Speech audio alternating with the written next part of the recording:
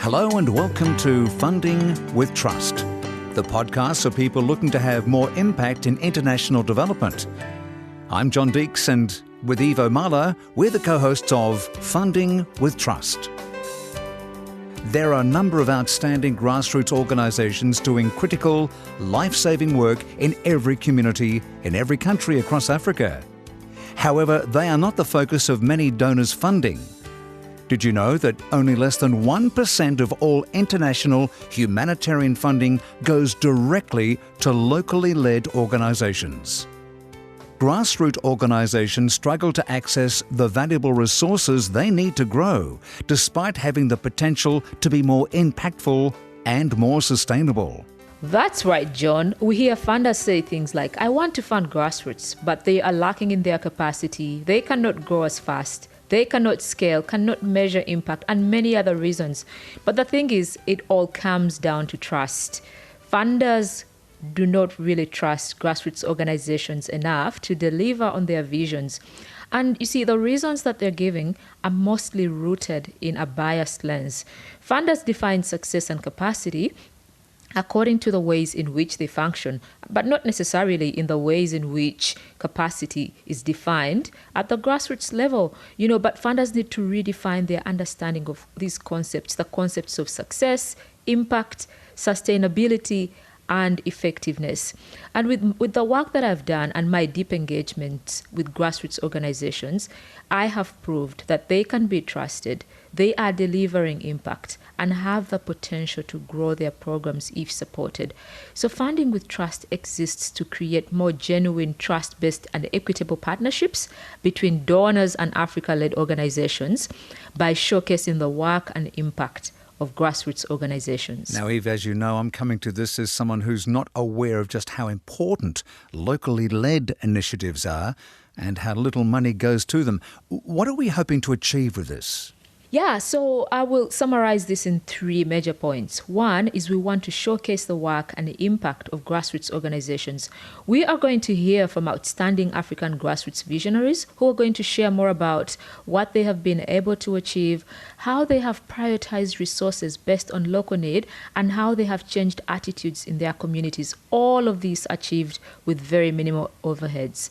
And we're also going to address biases or bust some of the myths that funders have towards funding grassroots organizations. And lastly, we want to share best practices on how funders can identify, how they can vet and cultivate trust-based relationships with the right grassroots organizations. That's a fine aim, Eve. For those who aren't aware, what is the Eve Omala story? In a précis form, of course. In a précis form, I hope I can do well with that. So, the Eve Omala story. I grew up in Uganda and I had a very colorful childhood. Where I grew up, all the kids in the neighborhood were part of one family. We played together, we ate together, and we were not aware of our differences until we grew up. When I was about 8 or 9, I realized that some of my friends would go to bed hungry, were out of school because they had no school fees, or were experiencing many other challenges. And worse still, many of these girls ended up getting pregnant quite early or dropping out of school altogether. And this was the time that HIV was at its worst in our communities. So some of these girls lost their lives, and it was painful for me. So I grew up knowing that I wanted to do something about these injustices. I wanted to serve in communities and try to improve the conditions of many people that might not have had the same opportunities that I did.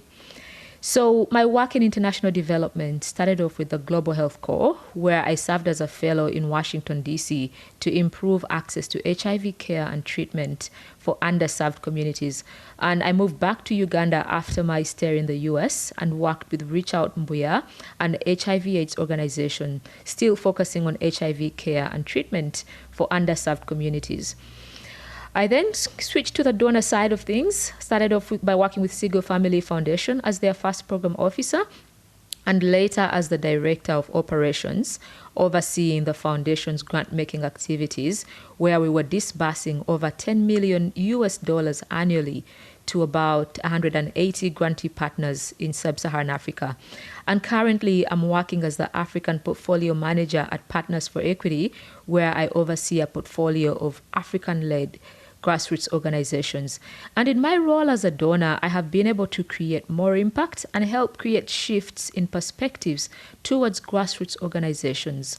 Both SEGO and Partners for Equity have a strong focus towards supporting locally led organizations and have continued to be strong advocates towards funding grassroots leaders.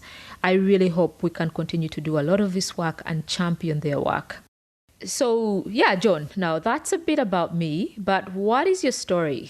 Oh, well, look, I've been in media in Australia and indeed internationally for the last 50 years. And my primary work has been with television networks, doing television shows, game shows, and doing many other documentaries. Plus, of late, been doing quite a few podcasts, which has been something that has interested me greatly because it's a chance to, a bit like yourself, getting into grassroots.